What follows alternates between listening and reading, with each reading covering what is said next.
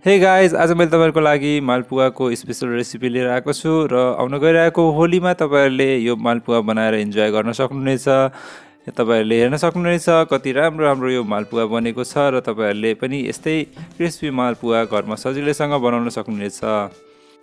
Hello, high, नमस्ते र तपाईँहरूलाई स्वागत छ मेरो नेपाली होम कुकिङ च्यानलमा। यदि तपाईँहरूले मेरो च्यानललाई सब्सक्राइब गर्नुभएको छैन भने तल गएर रातो बटनलाई प्रेस गरेर सब्सक्राइब गर्नुहोला।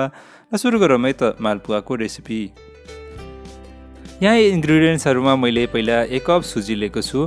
1 कप सुजीको लागि मैले यहाँ 2 कप जति मैदा लिएको छु र चिनी भन्नुपर्दा हामीले सुजी जति लिएको छौँ 1 कप जति नै चिनी पनि लिनुपर्ने हुन्छ। त्यही भएर मैले 1 कप यहाँ चिनी लिएको छु। त्यसपछि मैले यहाँ दुध लिएको छु। दुध तपाईँहरूले चाहिने जति युज गर्नुहोला।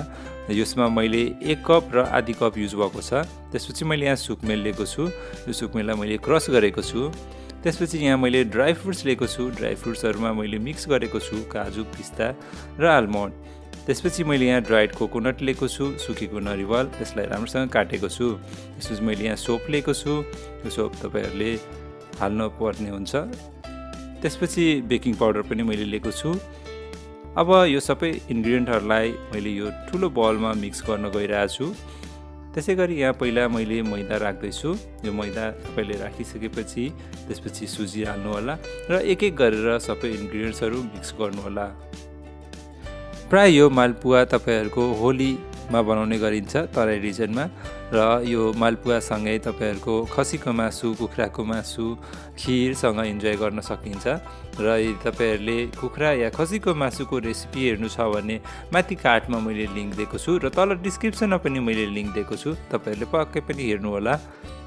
तर यो रेसिपीलाई चाहिँ पुरै हेरेर त्यसपछि त्यो रेसिपीहरू हेर्न सक्नुहुनेछ। तपाईँहरूले यो रेसिपीलाई राम्रोसँग फलो गरेपछि तपाईँहरूको मालपुवा पनि राम्रोसँग बन्नेछ। अब यसलाई राम्रोसँग मिक्स गर्नुहोला। यो स्टिररको हेल्पले मैले यसलाई मिक्स गर्दैछु र यसमा अब थोरै थोरै गरेर दुध हाल्नु होला। यदि तपाईँहरूले एकैचोटि दुध हालेर मिक्स गर्नुभयो भने तपाईँहरूको यो ब्याटर राम्रो बन्दैन र यसमा लम्प्स पनि देखिन्छ। र तपाईँहरूले हेर्न सक्नुहुनेछ मैले कसरी थोरै थोरै गरेर यसलाई मिक्स गर्दैछु। तपाईँहरूले पनि यसै गरी मिक्स गर्नुहोला र तपाईँहरूको यो ब्याटरको कन्सिस्टेन्सी पनि राम्रो बन्छ। हेर्नुहोस् त हाम्रो यो ब्याटर कति मजाको बनेको छ। तपाईँहरूलाई पनि यस्तै ब्याटर चाहिन्छ। अब यो ब्याटर बनिसकेको छ र यसलाई अब हामीले रेस्ट गर्न दिनुपर्ने हुन्छ। मैले यसलाई 30 मिनट जति रेस्ट गर्न दिएको छु र यसमा भएको यो सुजी पनि हाम्रो फुल्छ र हाम्रो यो चिनी जुन हुन्छ चिनी पनि पिघ्लिन्छ। त्यही भएर गर्दा हाम्रो यो ब्याटर जस्ताको त्यस्तै छ, चिनीबाट पानी छोडेको छ र त्यो पानी हाम्रो सुजीले लिएको छ। अब यो ब्याटर हाम्रो रेडी छ। अब मैले अर्को कराई लिएको छु। यो कराईमा मैले अब तेल हाल्न गइरहेको छु। मैले यहाँ सनफ्लावर रिफाइन्ड ओइल युज गरेको छु। तपाईँहरूले पनि सनफ्लावर ओइल युज गर्न सक्नुहुनेछ।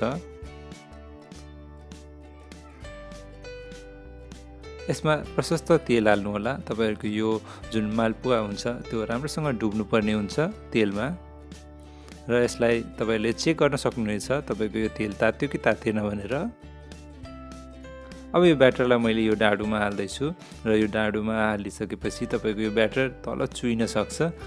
त्यही भएर गर्दा तपाईँले यो राम्रोसँग केयरफुल भएर यो डाडुमा लिनु होला र एक्स्ट्रा जुन चुइरहेको हुन्छ त्यसलाई राम्रोसँग पुस्नु होला।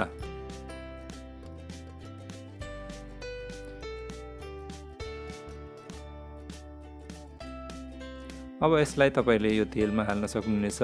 यदि तपाईँहरूलाई मोटो बनाउनु छ भने यसरी नै तपाईँहरूले बनाउन सक्नुहुनेछ र यदि तपाईँहरूलाई पातलो मालपुवा मनपर्छ भने तपाईँहरूले थोरै थोरै लिएर त्यसलाई राम्रोसँग फैलाउन सक्नुहुनेछ। अब यसमा राम्रोसँग तेल छ्याप्नु होला माथितिर।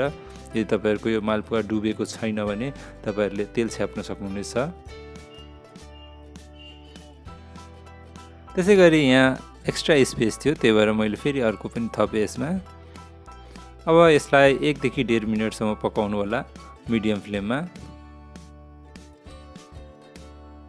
दुवै साइडलाई तपाईँहरूले त्यतिकै पकाउनु पर्ने हुन्छ र यदि तपाईँहरूले हाई फ्लेममा पकाउनु भयो भने भित्र काँचो नै रहन्छ। त्यही भएर गर्दा तपाईँहरूले मिडियम फ्लेममा राम्रोसँग बिस्तारै पकाउनु होला।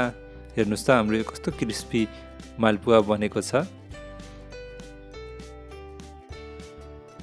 तपाईहरुले पनि यसै गरी मालपुवा घरमा राम्रोसँग बनाउनु होला र यो इन्स्ट्रक्सनहरु फलो गर्नु होला। तपाईहरुको मालपुवा पनि राम्रोसँग बन्नेछ। त्यसैगरी मैले अरु मालपुवाहरु पनि बनाए।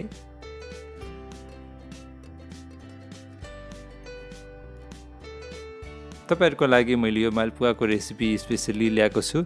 यो आउन गइरहेको होलीमा तपाईहरुले यसै गरी मालपुवा बनाएर इन्जोय गर्न सक्नुहुनेछ। यदि तपाईहरुलाई यो रेसिपी रिलेटेड केही क्वेशनहरु सोध्नु छ भने तल गएर कमेन्ट बक्समा कमेन्ट गर्नु होला। म यसको रिप्लाई अवश्य दिनेछु। यदि तपाईहरु यो नेपाली होम कुकिङ च्यानलमा नयाँ हुनुहुन्छ भने मेरो च्यानललाई सब्स्क्राइब गरेर हेल्प गरिदिनु होला। तपाईहरुको यो सानो हेल्प मेरो लागि धेरै नै महत्त्वपूर्ण छ र तपाईहरुले मेरो च्यानललाई सब्स्क्राइब गर्नुभयो भने यस्तै राम्रो रेसिपी भिडियोहरु हेर्न सक्नुहुनेछ नेपालीमा।